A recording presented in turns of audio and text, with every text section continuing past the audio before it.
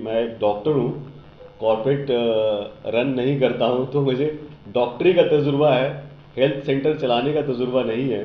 मैं इस चीज़ पे ना ज़्यादा बात नहीं कर सकता हूँ। डेफिनेटली मैं ये सवाल अपने कॉर्पोरेट जो हमारे ऑनर्स हैं और जो हमारे प्रोमोटर्स हैं उनसे ज़रूर पूछूंगा कि भाई आप बिहार में क्यों नहीं कर रहे हैं या किसी और जगह पे क्यों नहीं कर रहे हैं। से आपने माइग्रेशन की बात की, तो माइग्रेट होकर आप भी तो गए हुए हैं। डेफिनेटली देखिए, अगर आपको कुछ ऐसी चीज़ करने की का जज्बा हो जो यहाँ पर सुविधा उपलब्ध नहीं है, तो डेफिनेटली व्यक्ति अपने कैरियर के लिए आगे बढ़ना चाहता है और कुछ करना चाहता है, तो जहाँ पर वो सुविधा मिलेगी आदमी को वही काम करना पड़ेगा।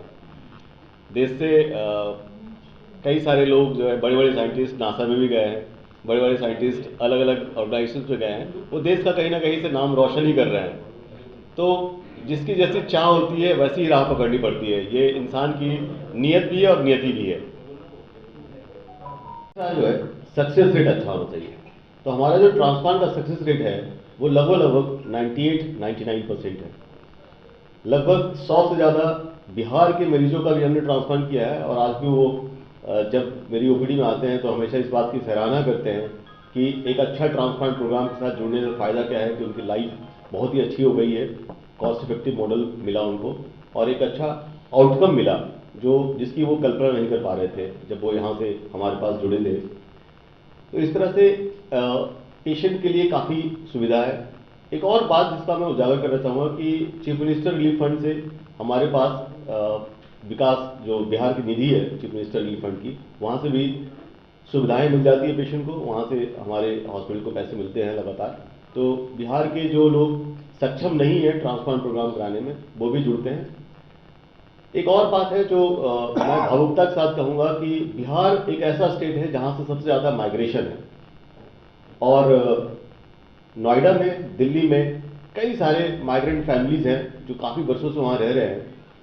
तो जब लोग यहाँ से मुंबई या और कई जगहों, चेन्नई जाते हैं ट्रांसप्लांट करने के लिए, तो उनको लोकल लैंग्वेज की प्रॉब्लम होती है, लोकल जो हेल्प होता है उसकी प्रॉब्लम होती है। जबकि यहाँ से जब वो आते हैं तो ज़्यादातर मैंने मरीजों को देखा है कि उनके कोई ना कोई परिवार का व्यक्ति वहाँ होता है और उनके साथ वो रहते हैं, और वो लोकल जो भी व्यक्ति होते हैं जो हमसे जुड़ते हैं और वो आकर के उनका ट्रांसप्लांट सक्सेसफुली करते हैं। तो इस तरह से मैं कहूँगा कि एक सक्सेसफुल मॉडल, कॉस्ट इफेक्टिव, और इन द प्लेस जहाँ पर आपको लैंग्वेज बैरियर नहीं है, जहाँ पर आपके फाइनेंशियल बैरियर्स कम हैं, तो बहुत ही मैं कहूँगा कि बिहार के लोगों के लिए एक अच्छा ऑप्शन है दिल्ली के अंदर में जेपी हॉस्पिटल नोएडा, जहाँ पर वो एक सक्सेसफुल किडनी ट्रांसप्लांट कर सकते हैं।